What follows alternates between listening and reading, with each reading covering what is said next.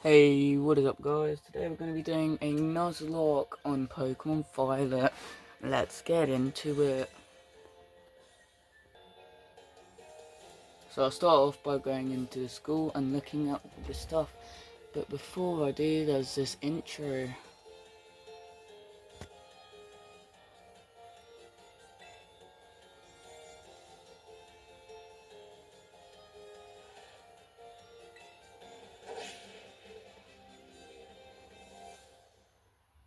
Right as we enter, we see a Rhydon coming out of Area 0.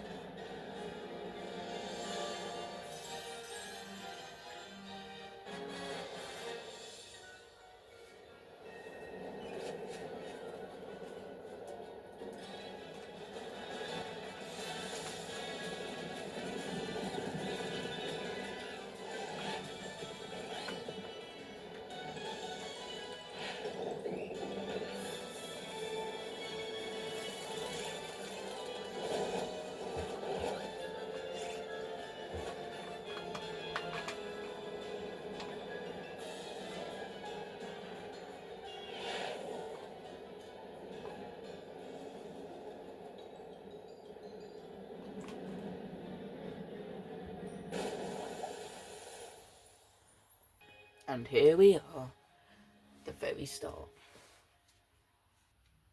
I start off the day with doing work.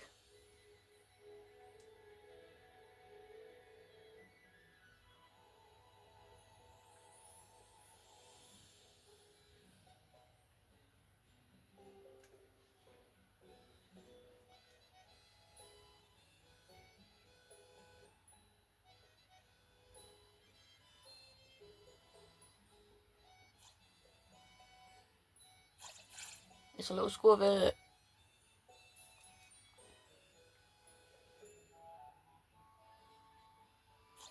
I go and speak to my mother and she says that I should go racing out that door and go have a great adventure. But then before she said that, I have to go onto the door. It is Director Clevel. Just walked in and didn't even need me to answer it.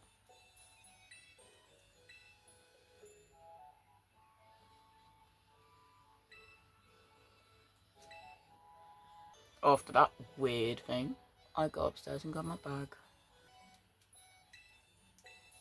Yoink. Hey, look at me. I'm in my uniform.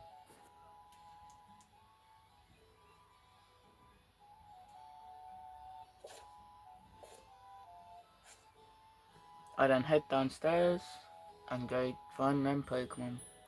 By those Pokemon, I mean the starters. Who are these guys? It brings me into this cutscene, and Director Clevel is shown watching me from afar. And then brings out 3 Pokemon, which are Sprigatito, Fuecoco, and Quaxley. Now, in my opinion, I would usually go Sprigatito, but today I feel like I'm a go with Fuecoco, since just look at the goofy man. He's so goofy. So I start walking down and get the thing. Right, as I walk down, I'm going to explain these rules. So the first rule is I can only use fire types. It's exactly why I'm choosing Fuecoco. Second rule is if my Pokemon faints, I cannot use them again and I'll have to go get a different Pokemon. Third rule, I cannot use potions in battles, only after the battles when, and which means I won't even need to use revives. I also can't use any special items or anything like that. And if my Pokemon faints, I can't use any of the evolution line. So, how far will I go? And will I make it? We'll find out. As I enter the gates of the starters, we see the house. And the starters go missing? Oh, never mind. They're there. We got Quaxley in the pool area, as he thinks of it. We got Sprigatito sniffing some flowers. And finally, the goofy little croc that I'm gonna call Mexican. I'm not, I'm just kidding. But I am going to call him... Oh yeah, wait, I forgot to say. I need to call my Pokemon names. Give them names, so if they die, then I will be attached and I will be sad when they die. If you understand what I mean. So, I'm gonna name him Fireball. Easy name, because, you know what, actually, I'll think about it. It's gonna suck when I have to do water types only, because I've never used Quaxley in my life. But anyway, we got the option. So, since it's a fire type, I can only pick Fuecoco.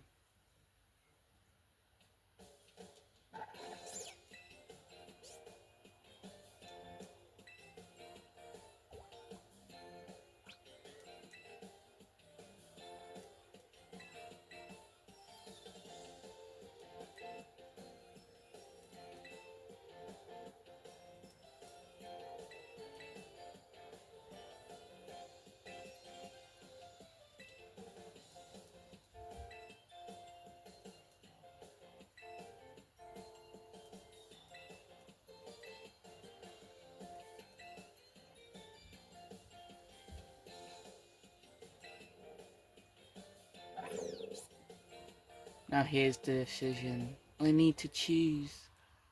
But obviously this is easy, I'm picking Fuecoco. But what should I name this little guy?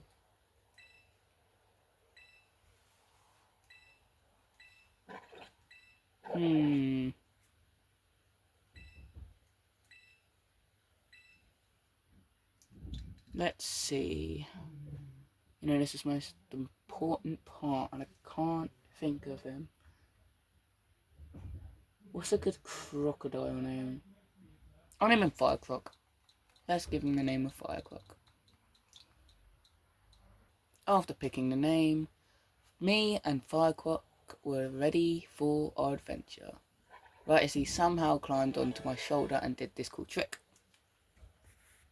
The bad thing is that I got a battle Nemona. And obviously, Nemona being Nemona, she chose the weaker Pokemon. Which means this battle will be easy. We start the battle. Me versus Nemona. Bring it on. She starts the battle off with a Sprigatito, and I start off with Firecroc. I know this is your first battle, so let's have some fun. Yeah, I am gonna have very fun. I'm just gonna use some embers.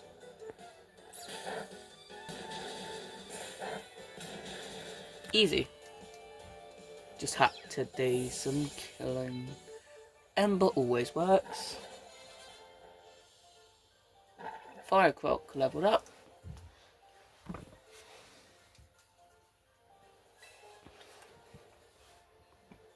I'm going to try and make these videos about 30 minutes per video.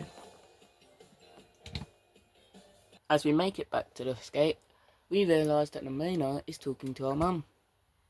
She hands us a sandwich, which we are totally going to eat later. Just foreshadowing for the flipping Miraidon thing.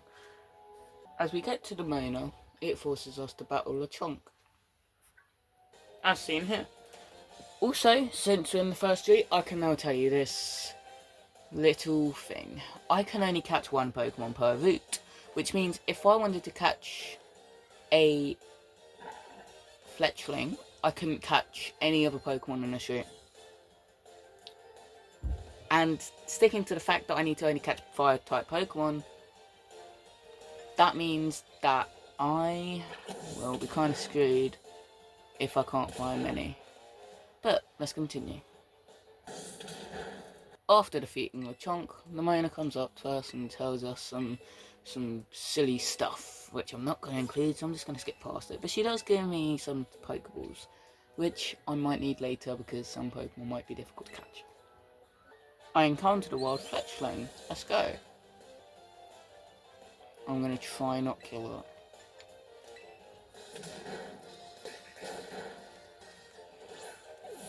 Let's see, can I catch it? 1, 2, 3. I caught it, which means that is my only Pokemon I can catch from the tree. Crazy. Nice. Obviously, I have to give him a nickname. But what should I name him? Let's see. We'll call you Fireball instead. Here we go. Fire. No, I can't spell. Fire. After adding Fireball to the party, we continue walking and come across this. The fence is broken. Obviously, me being me, I went to check it out.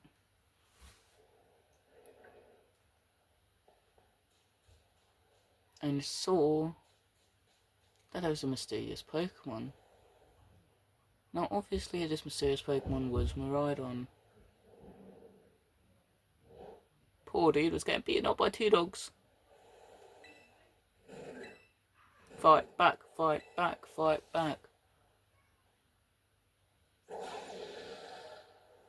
Not really fighting, but that'll do. I fall off the cliff, but luckily my Rotom phone saves me. Because for some odd reason, Rotom is just stuck in a phone. As I go to check if I can't speak. As I go to check to see if Miraidon is okay, he seems powered off. I mean, theoretically, he is an electronic, so you could just press a power off button and he's just gone. But it seems like, for some reason, this weird Pokemon can eat. Because apparently, electronics can eat now. So, we give the electromagnet a flipping sandwich, and we get on our way. Take the sandwich! Thank you. After Miraidon eats the sandwich, I realise I cannot get out. But there was a cave behind me. So, me and Miraidon went forth. But first, Miraidon powered up like a damn anime. Just like Goku. Power up!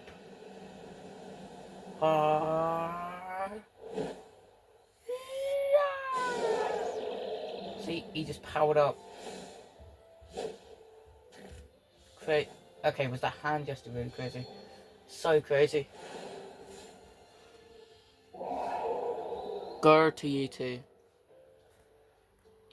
And apparently, my player was shocked. We entered a cave, which is called Inlet Grotto. And it is making me slowly walk. But there is something cool that I bet most of you probably missed. See, after Miraidon breaks that big boulder, and we walk into this room, if you look left, as you can see up there, Houndour is watching us. No, that's Houndoom. God, I cannot speak. Houndoom is watching us, and it seems to be that there is a Pokeball behind it. So, we move on. Miraidon breaks this big boulder, and this is where we meet. Can you move? This is where we meet Houndoom. Which for some reason waits until I'm right up Miraidon's arse to say.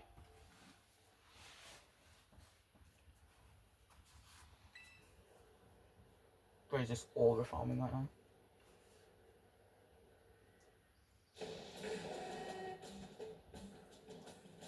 Now, if only I picked Quaxley, but no. I got Firecrook. But unfortunately, I can't battle. So, I just get sent back into the ball. Which makes Houndour mad. Miraidon only just thinks about turning about and some odd reason only saves me just now. And we escape. But what's this? There's Houndour. And we're surrounded. Nah, just kidding. Miraidon's built different. Never mind, there's more coming. The Miraidon says, nah, I'm out. See you later. But I'll help you before I go. Goodbye, Houndors. As we exit the cave, Miraidon loses his powers. Because for some reason the sandwich powered him up for only a couple minutes.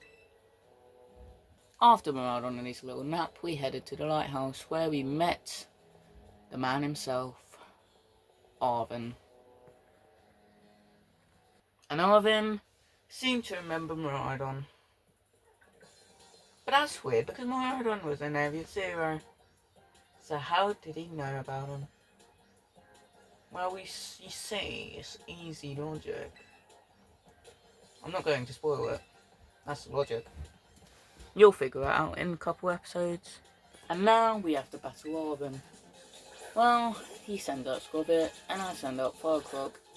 This totally is not going to end well. Oh, that was easy. 3 embers and boom, he's gone. He disappeared. After beating Arvin, he runs away. So, we start heading to the school. While heading to the school, we found this guy, which we are going to battle. He sends out Tarantula and I send out Firecroc. Who do you guys think is going to win?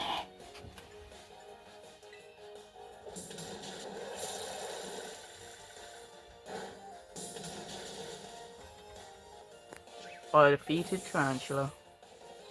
Well, looks like there's another trainer.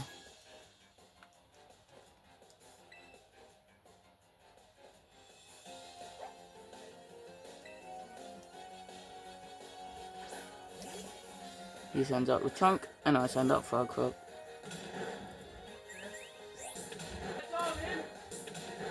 And the trunk is down.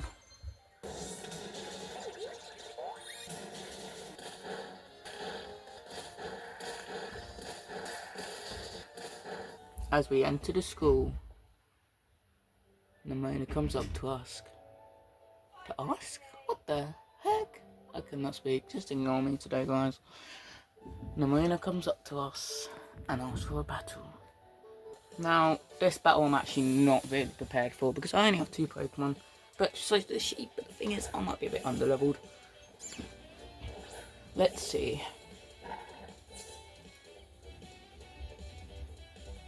Stop the chitter chatter, just get on with it.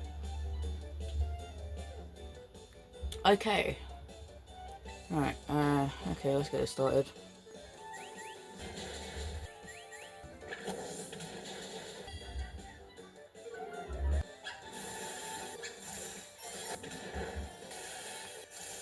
Well, Firecroc is down, but technically this battle was made to destroy us anyway. So, since this is going to be the end of episode 1, and I'm going to wait for people to watch it, would this count as a defeat? Or do you think you would class this as a, you know, would you guys let me off of this one, since technically it's supposed to just destroy us anyway? What do you guys think? Comment down below. But I'll see you guys next episode.